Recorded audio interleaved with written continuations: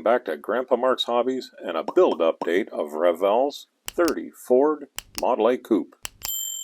A lot going on in the shop tonight. We're getting close to May the 4th, so TJ decided he was going to try on his costume for the big party, and Chandler, not to be undone, he jumped in too. Lee was cracking up. Zach he couldn't even, and Tim was all jazzed. Tim wanted definitely to get a picture taken with him for his wall at work. Wayne couldn't stop laughing. But anyhow, let's get back into this build here. What I've done since we were gone, as you can see, I got the interior glued up and the engine installed. We'll talk about that here in a second because I got a lot to cover with that. So let's do the quickie. Is the body. I know I showed you. I decided to go with the titanium silver, and I did a titanium silver top on it too. With the top, I want to leave it the flat black.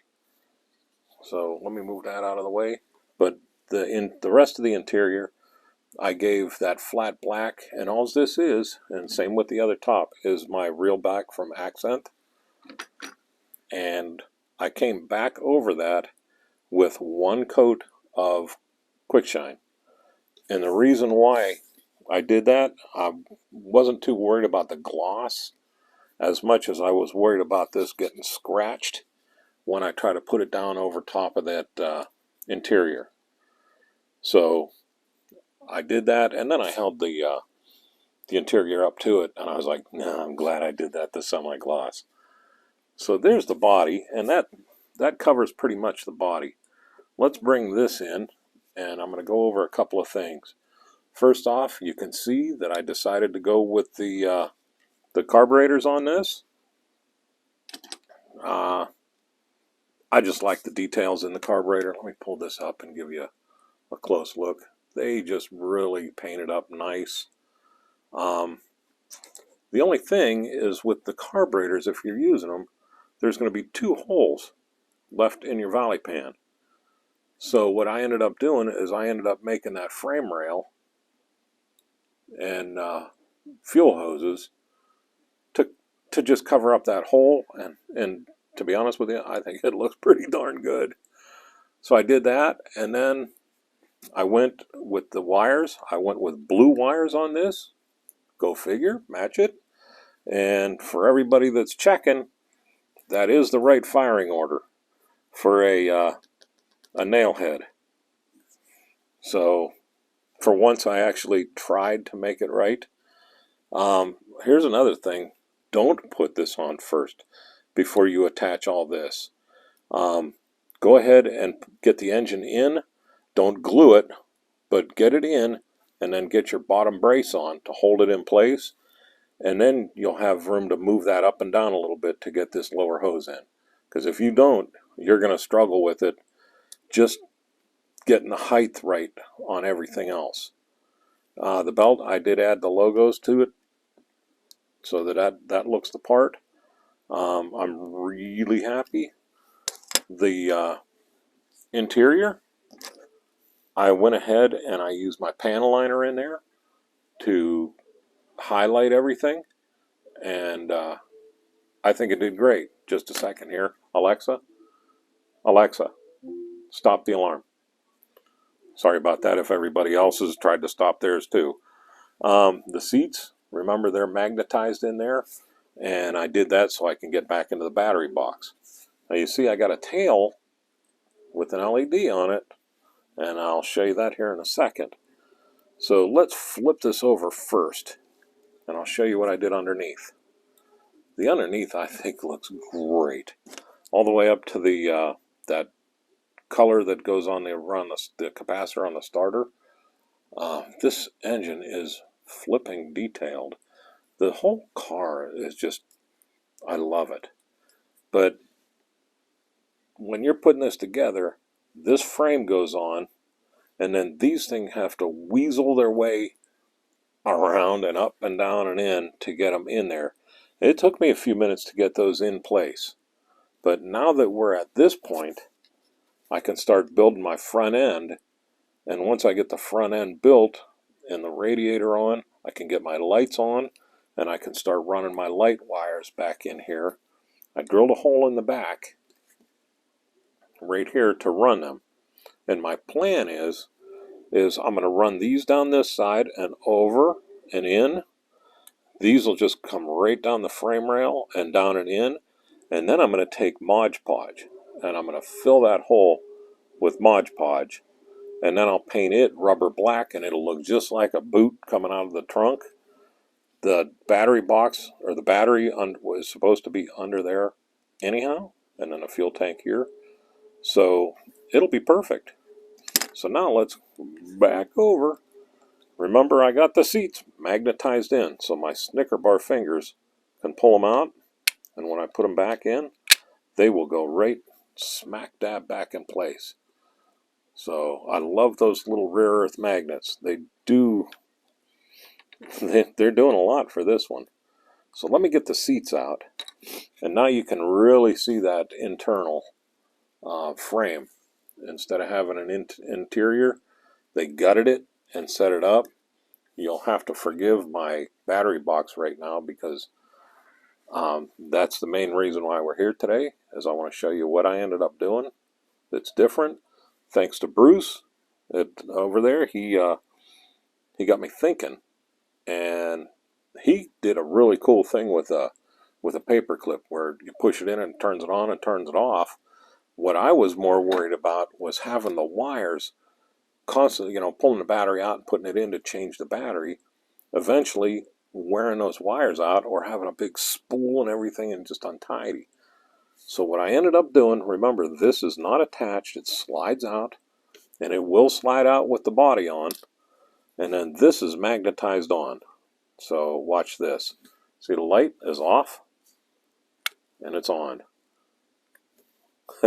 I'm actually using the aluminum foil or the aluminum tape as contacts for this.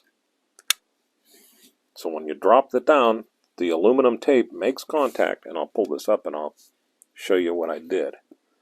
The aluminum tape makes contact, and what I did is this side, I took a piece about 3/4 of an inch right here. You can see it. This is all the way across. I went all the way to the back, but did not run it up the back. I just stopped as far back as I can just to make sure that I got good contact on this all the way in when I put the battery in. And see, the battery will fit in there nice, and it's nice and tight. It won't just drop out. It's actually hard to pull out. So that's working perfect. The other side, I did the same thing, but I came out and around. This side, I came out, and I made it real long, but I cut it so it'll fit around the handle, down the back, and around to this side. This one just comes out, bends, and comes back across. And I'm using these just like contact wires. So when we put the battery in, and I can't remember what's positive or negative, I think it was this way. You put the battery in, it makes contact with both sides of the aluminum on the inside. And then the power comes around and to here, and around to here. So all I have to do is drop it. Pulls into where the magnet is and makes contact. So this was my trial here to make sure this would work. I'm not going to leave this butchered up this way. What I am going to do is the wires that run up through, there'll be 2 on this side and 2 on this side. They'll come in through the hole right here. I'm going to bring them way out here, and I'll wrap them from here up. I'll twist those wires all together, and then I'll take the 4 and I'll go 2 and 2, and I'll bring them back and I'll put them back down here. And then honestly, I'm going to use the foil tape to hold those in place. And what that'll do is that'll give me a little bit of thickness and it'll give me good contact with the wires that I have. And then whenever I drop this in, I'm on. Simple as that. I mean, I really overthunk that. So this is easy. And now in the next video, I'd like to show you how I ran this. But I was also asked, why I build things in the order I do. And it's just, I have to think of what has to go next and what I have to do next. Like on the next step on this would be actually to, let me even fold it over and I'll show you, or I'll tell you, is to start that front end and get the front end built, which is what I'm going to end up doing. No, I'm a liar. The next step is actually to do the rear end and rear end assembly. I don't want that in my way. So I'll come back to this. It won't hurt anything to come back to it. I'm also not going to put these exhausts on or the headers on until I get everything. I already checked. I can put those in at any time and they'll line up. So I'm not going to do those. I'm not going to do the rear end. I just want to get the whole front assembly. I want to get the whole front part finished except for tires. And then I can run those wires because I need that front end to glue those headlights down so that I can run those wires down, and then I'll run them underneath and tuck them in, and then I can build from there back, and then the body just drops on and you walk away proud. So there we are with that. I really want to show you, I just put the radiator together just to make sure everything lined up, which it does, barely, but it does. It's on there. So there's that. Let me put this back in here before I drop it. And see, it'll go, this will even be easier once the body's on. But it drops right in there. And it drops right in the two locator holes in there. And then your seats drop right in. And there you go. Now you saw my dad. You know what? That's driver. There we go. See here. Yeah, see, they won't even go together the wrong way. I put them in the right way and they literally snap in. So you saw my dashboard, and I'm really happy with the color in that. But now let me show you something that I'm really, I think, is going to jump out at everything, and then I'll let you go. Look at that steering wheel. Tell me that's not rocking. And what that is gloss black on the rings. The spokes, I used just the X23 that I've been using all along, and I left the center of chrome. So I'm really going to have a cool interior in there. And I was even trying to think of a way to make the steering wheel the switch, but I'm not even going to go for that. It's too much on this one. If I thought of everything from the beginning, I could have done that, but not now. I was too far ahead even to try to figure out a switch. I'm just happy to be able to make it to where the lights will turn on and off, and it won't do that when I'm done. But there we go. If I don't talk to you, y'all have a good May the 4th. And I'm Mark. This is Grandpa Mark's Hobbies. You all have a great day.